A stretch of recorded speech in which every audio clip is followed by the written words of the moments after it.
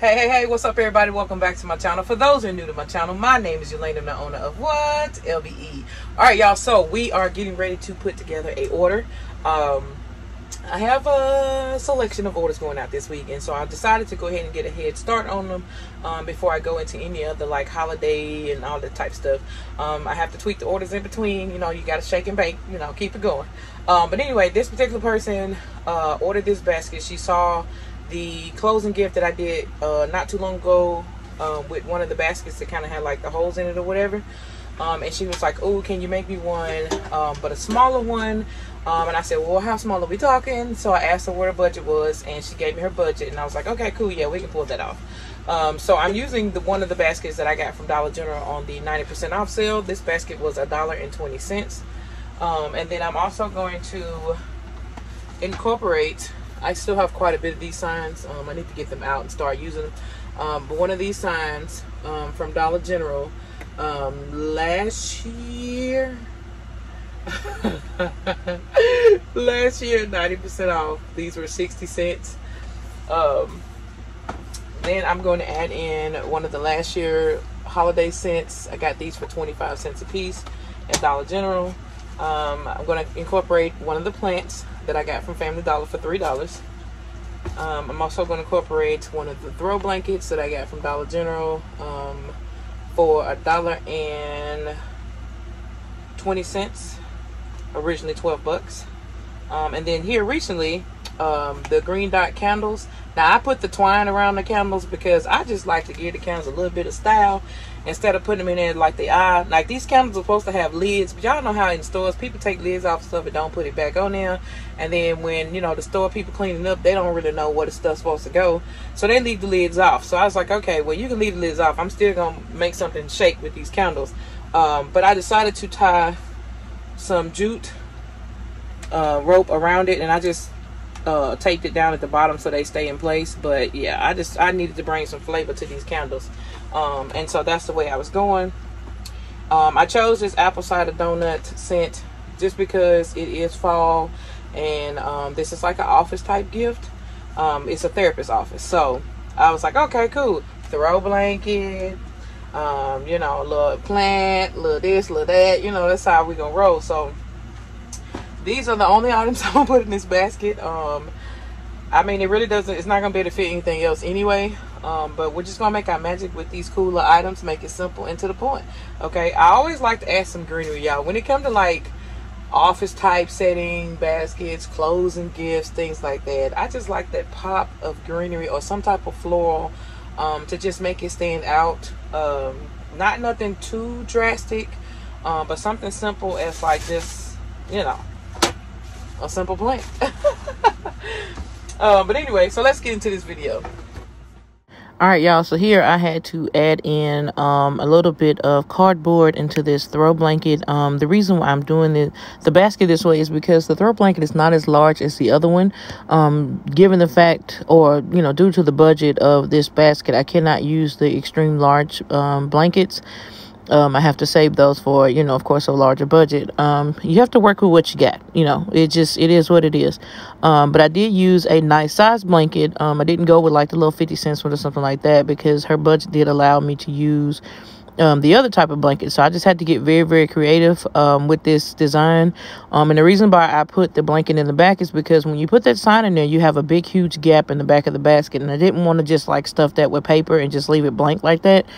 So I decided to use a piece of cardboard and fold it a little bit so that I can have something in the back of this basket, as well as continue to have the blanket in the front to fill in some of the space. At the end of the day, you don't want to have to continue to add more and more items into the basket, especially if the budget does not allow it to.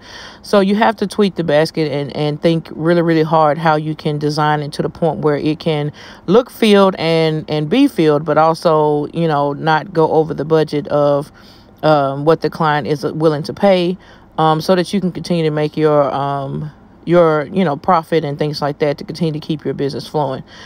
So now the only thing I'm doing is basically setting in the candles and the room essential oils or whatever that little burner thing is, just to design it a little bit better so that I can make sure that those items are filling in the space in the front as well. And then once that is done, we're going to get this thing wrapped up and ready to go.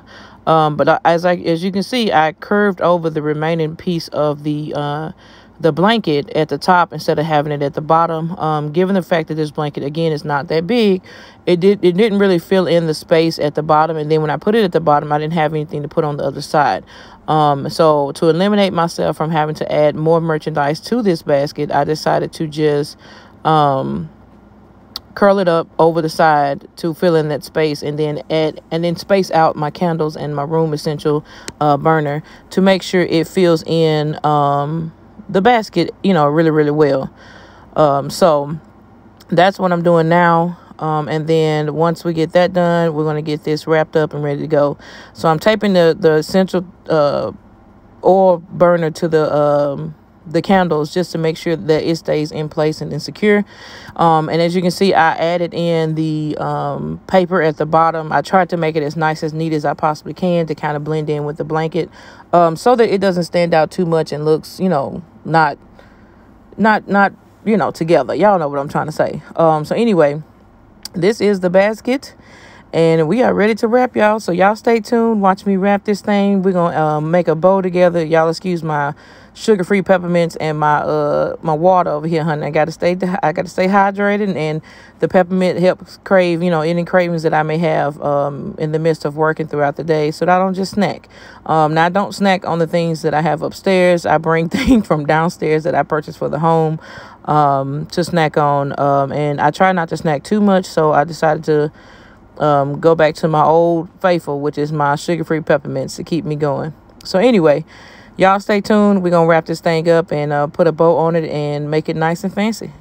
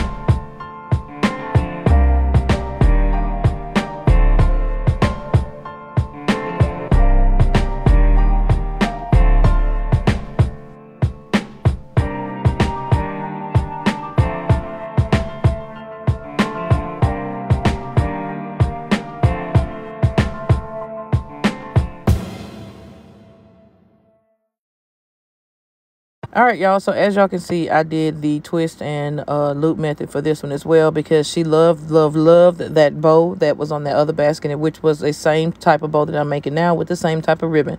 So I said, okay, well, we're going to incorporate that as well because it goes with the flow of the basket. So we'll use the same ribbon. But as you can see, I decided to make the tails a little bit longer. And the reason being for that is because of the sign that's in the back of this basket.